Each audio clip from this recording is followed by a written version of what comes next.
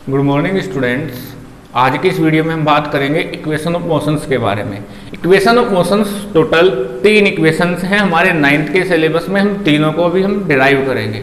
तो चलिए इसको समझने से पहले, इक्वेशन को डिराइव करने से पहले एक छोटा सा फिनोमिनन समझते हैं। मैं मान लेता हूँ ये कोई पॉइंट है ए, और इस ए पॉइंट से एक ऑब्जेक्ट मूव करना स्टार्ट करता है और चला जाता है पॉइंट बी तक। और यहां ए से बी तक जब वो गया तो उसने टोटल डिस्टेंस कवर की एस।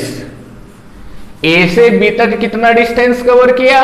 एस। जब वो ए से मूव करना स्टार्ट करता है तो मैं मान लेता हूं उसकी वेलोसिटी है u। जब वो ए पॉइंट से स्टार्ट करता है तो वेलोसिटी क्या है? u। और जब वो बी पॉइंट तक पहुंचता है उसकी वेलोसिटी हो जाती है v। तो अब तक हमने जाना कि एक ऑब्जेक्ट ए पॉइंट से चलना स्टार्ट करता है, उसकी वेलोसिटी है u जिससे वो चलना स्टार्ट करता है, मूव करना स्टार्ट करता है, और बी पॉइंट तक चला जाता है। बी पॉइंट तक जाने में वो टोटल s डिस्टेंस कवर करता है और उसकी वेलोसिटी चेंज होकर कितना हो जाती है? v हो जाती है। तो इट मींस मैं कह सकता हूं यहां पर कि इस ऑब्जेक्ट की वेलोसिटी में क्या आया? ये आया बेटा चेंज। पहले u वेलोसिटी थी और बाद में वेलोसिटी हो गई v। अब चेंज जिस वजह से आएगा, जिस फैक्टर की वजह से आएगा, उसको क्या कहते हैं? एक्सीलरेशन। यहां पर मैं मान लेता हूं एक्सीलरेशन है a। तो अब तक हमने जाना कि एक ऑब्जेक्ट a पॉइंट से चलना स्टार्ट करता है u वेलोसिटी के साथ, उसकी वेलोसिटी b पॉइंट तक जाते जाते v हो जाती है। किस वजह से? एक्सीलरेशन a की वजह से। और वो a से b पॉइंट तक जाने में कितनी डिस्टेंस कवर करता है? ऐसे डिस्टेंस कवर करता है। और मैं मान लेता हूं कि उसे टोटल टाइम कितना लगा है? t लगा है। t टाइम कहां से कहां तक जाने में? a पॉइंट से b पॉइंट तक जाने में। तो यही सभी टर्म्स मैं लिख लेता हूं। ऑब्जेक्ट जब चलना स्टार्ट करता है तो उसकी इनिशियल वेलोसिटी क्या है? उसकी बेटा इनिशियल वेलोसिटी है u। फाइनल वेलोसिटी जब वो अपने डेस्टिनेशन पॉइंट बी तक पहुंचता जाता है तो उसकी वेलोसिटी v है। एक्सीलरेशन क्या है? a है।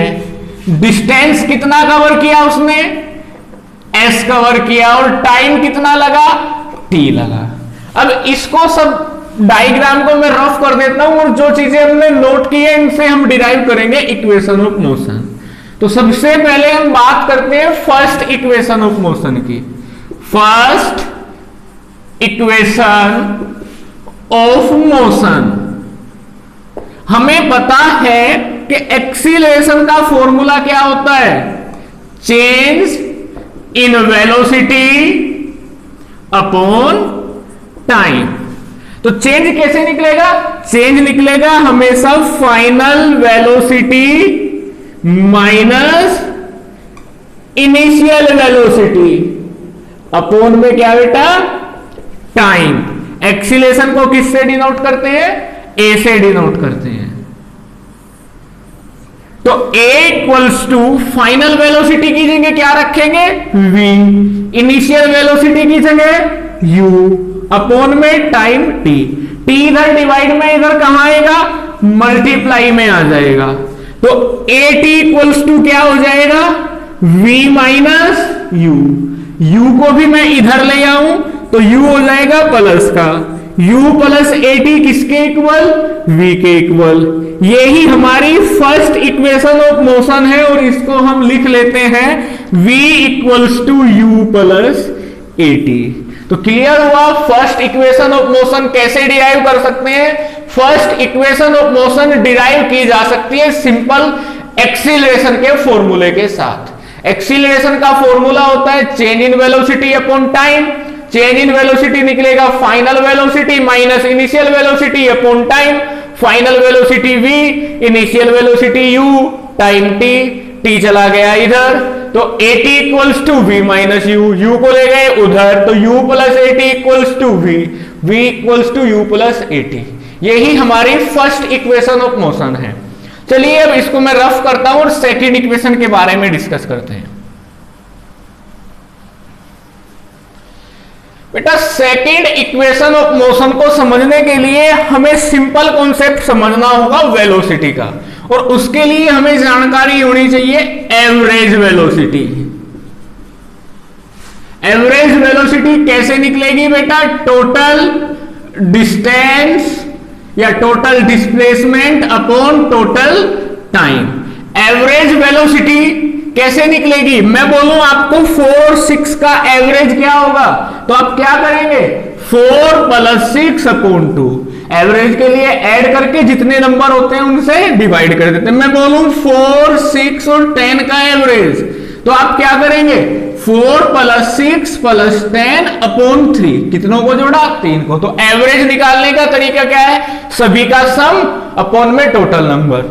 तो यहां पर एवरेज वेलोसिटी निकाल रहे हैं हम। एवरेज वेलोसिटी के लिए क्या करेंगे? Initial velocity plus final velocity upon में क्या? 2 इक्वल्स टू टोटल डिस्टेंस क्या मान रखा है? s अपॉन टोटल टाइम क्या है? t। अब t इधर है डिवाइड में, तो इस साइड कहां आ जाएगा? मल्टीप्लाई में। मैं लिख सकता हूं u + v upon 2 multiply by t equals to s। अभी हमें पता है, हम जानते हैं फर्स्ट इक्वेशन डिराइव की है, वहां पर निकाला है v = u + at।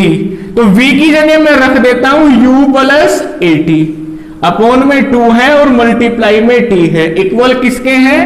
s के इक्वल है। चलिए अब यहां से आगे हम यहां समझते हैं। s = u और u कितना हो गया?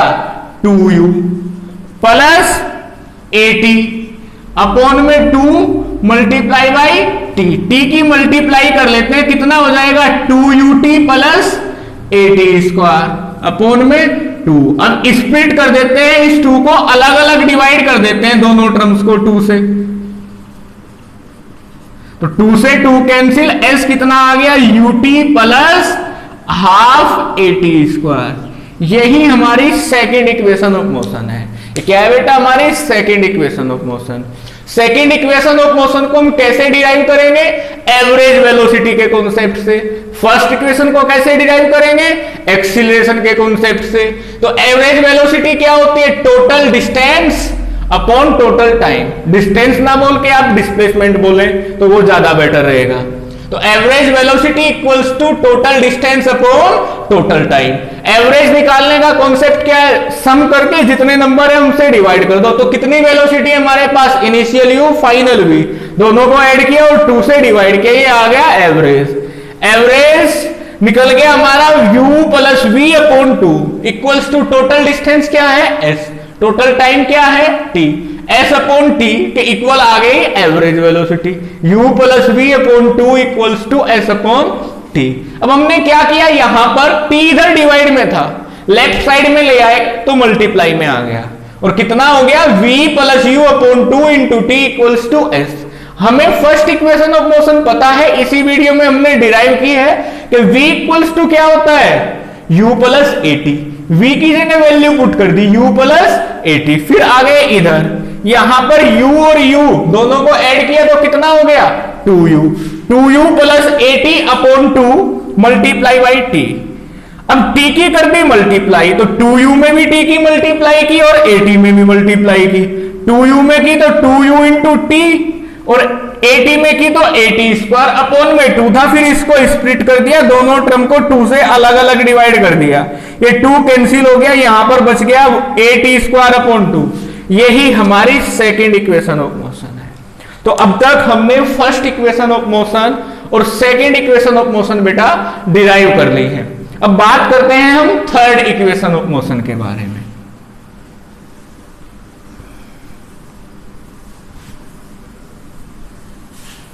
तो हमारी थर्ड इक्वेशन ऑफ मोशन है थर्ड इक्वेशन ऑफ मोशन। ये भी एवरेज वेलोसिटी के कॉन्सेप्ट से ही डिराइव होती है। Average velocity equals to total distance upon total time.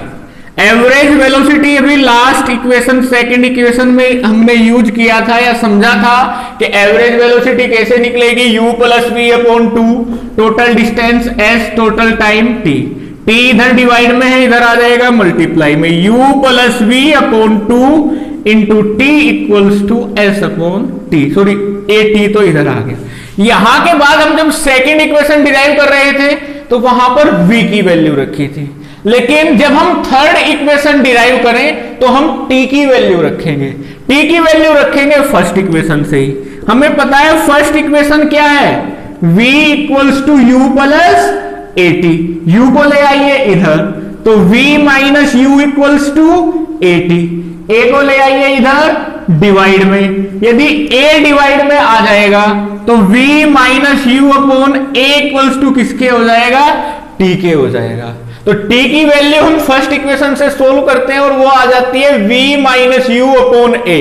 तो ये वैल्यू जैसे ही हम इस इक्वेशन में रखेंगे, u plus v upon 2 into t की जगह v minus u upon a equals to किसके आ गया बेटा, s के आ गया। ऊपर क्या है, u plus v into v minus u, यानी कि a plus b a minus b, क्या हो जाएगा v square minus u square upon में क्या है 2 और a, तो कितना हो गया 2a equals to s। 2a इधर डिवाइड में है, इधर चला जाएगा मल्टीप्लाई में, तो v square minus u square equals to 2as। यही है हमारी थर्ड इक्वेशन ऑफ मोशन। तो इस वीडियो में हमने जाना इक्वेशन ऑफ मोशंस कितनी है, इक्वेशन ऑफ मोशंस कैसे डिराइव की जा सकती है, इक्वेशन ऑफ मोशन के बाद में जो लास्ट में मैथमेटिकल स्टेटमेंट है वो क्या है। तो अभी मैं इसको रफ कर देता हूं और आपको तीनों इक्वेशन को के बारे में हल्की हल्की जानकारी देता हूं जो हमें याद रखनी है, जिसका हमें आगे यूज करना होगा, न्यूमेरिकल्स में भी इनका यूज होगा। फर्स्ट इक्वेशन ऑफ मोशन में क्या है, v equals to u plus a t. Second equation of motion s equals to u t plus half a t square. Third equation में v square minus u square equals to 2as। तो अभी हमने ये तीनों equation derive की है। First equation कैसे derive होती है, एक्सीलरेशन के कॉन्सेप्ट से। सेकेंड इक्वेशन एवरेज वेलोसिटी के कॉन्सेप्ट से, और थर्ड इक्वेशन भी बेटा डिराइव होती है एवरेज वेलोसिटी के कॉन्सेप्ट से। लेकिन जब हम सेकंड को डिराइव करेंगे तो किसकी वैल्यू पुट करते हैं, v की, और थर्ड को डिराइव करें किसकी वैल्यू पुट करते हैं, t की। तो बेटा अभी आपने समझा इक्वेशन ऑफ मोशंस के बारे में, बिल्कुल सिंपल तरीके से हमने इनको डिराइव किया है। नेक्स्ट वीडियो में आप पढ़ेंगे इन्हीं इक्वेशन ऑफ मोशन को, जिसमें हम इनको डिराइव करेंगे ग्राफिकल मेथड से, ग्राफ का यूज करेंगे और इनको डिराइव करेंगे। तब तक के लिए आप इनको पढ़िए। आज की वीडियो में इतना ही। Thank you class.